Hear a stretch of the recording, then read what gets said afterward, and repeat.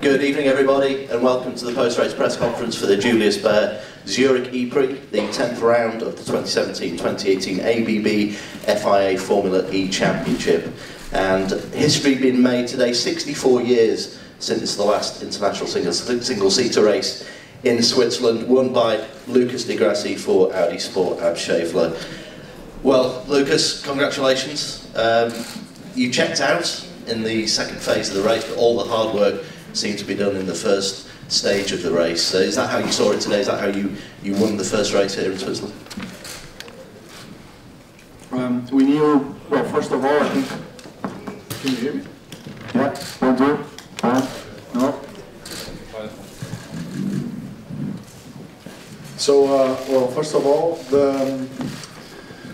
we knew was going to be, first of all, the weekend was amazing. I think the event they put up here is really fantastic. The amount of people around all the track, you could even hear people screaming all over the track, so the event was awesome.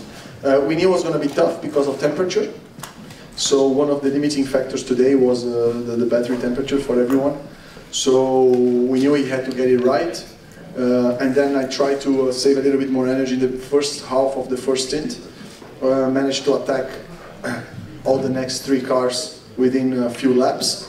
And I was a little bit lucky to overtake Mitch just before the full course yellow. And then we did a car swap and came back on the lead, and I think then they got a drive-through. And then it was pretty much managing the gap to Sam. And the second part was just, yeah, pretty much managing the pace, but the first part of the race was really difficult, trying to overtake everyone, and I got very close moments to the wall, and Andre was super hard on defending, but the car was fast again today. It's your first win of the season, remarkably your first since Montreal last July. You've had 4 consecutive second places and accrued a massive amount of points, but when you have that spell of where you're constantly second, how does it feel to go on better and get the first win of the season?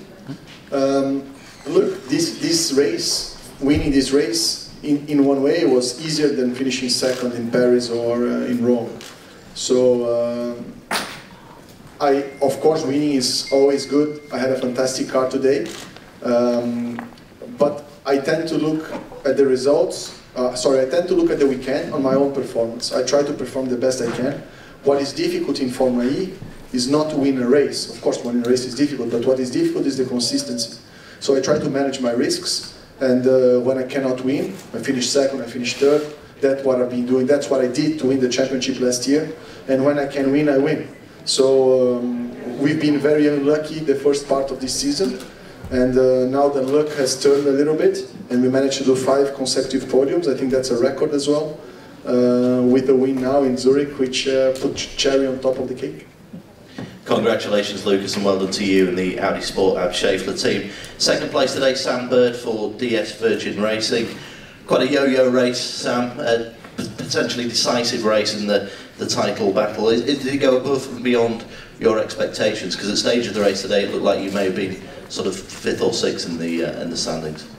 Yeah, I was disappointed after qualifying.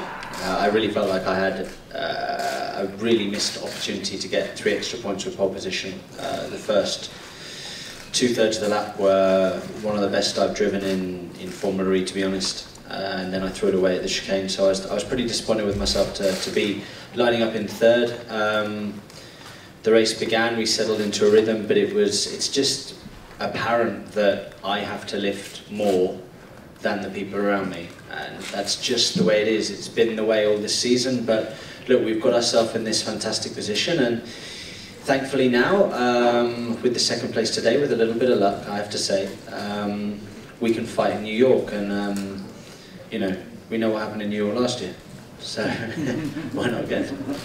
It's down to 23 points now, so anything's possible next month in New York. It's obviously a different season. Are you expecting to have any? There was some Brazilian last year. When I arrived in Montreal, how many points was it?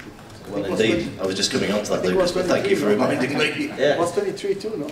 It was 23 points. Yeah. I mean, well, there you go. How are you going to be feeling going into that event, knowing that the momentum that you have now, it could be decisive in the championship. We spoke about momentum again in Rome, and I think it's easy to get carried away. If Jev has a bad one, all of a sudden I've got the momentum. It's just one race. I need to beat him first race, New York. End of story. I need to put the pressure for race 2, and if I can do that, then there's a chance. But we need to come away from here, still learn, apply ourselves correctly when we get to New York, have a great first race, then we see. You had to contend with a late battery change as well. Just tell us about that. How unsettling is that going into the race? Yeah, I had a late battery change. That's all I knew about it. So I was busy doing the PR and the media stuff. You put it to the back of your mind. It's something that happens sometimes in Formula E and in top-line motorsport. You get it in other categories. So it is what it is. The mechanics did a great job. Again, they've been faultless this season, really have. So hats off to DS Virgin Racing and DS Automobiles, DS Performance for providing me with a car that can always get to the end. And it may not be the best, the quickest out there, but it certainly gets me there most of the time. Well done, Sam. Congratulations to you and the team. And in third position, Jerome D'Ambrosio from Drago Racing. Your first podium since Battersea Park, almost 2 years ago now. Jerome. Yeah, that was a long wait. But just tell us about when you have a barren spell. It must be extremely satisfying to come back and to a podium position and get a good result for you and the team. Yes, definitely. I mean, we started the Formula E in general really well with our first 2 seasons, scoring pole positions and 2 wins thanks to Lucas as well. But no, we started well, and then we had a really tough year last year, a year without podiums. This year was very difficult to start off with, and we just kept on improving. With a good qualifying in Paris, a strong one in Berlin, and another strong one today. That allows me to start in the front, always increase the odds to have a good result at the end. And so very happy for the team. It's important timing for everybody, so that's good.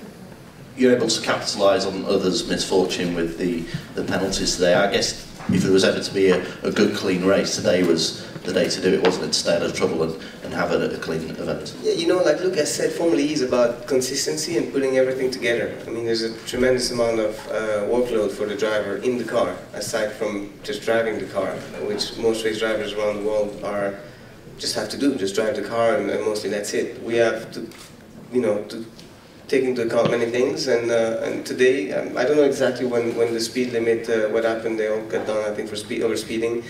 But you have, for example, a new rule here in pit lane at 30 kilometers per hour, full course yellows at 50. You just have to be on top of everything all the time, and that's part of being a good Formula E driver, I believe. It's just like that. You can't afford to make a mistake. It's a one-day event. Everything goes by really quickly, and one mistake and you're in the back.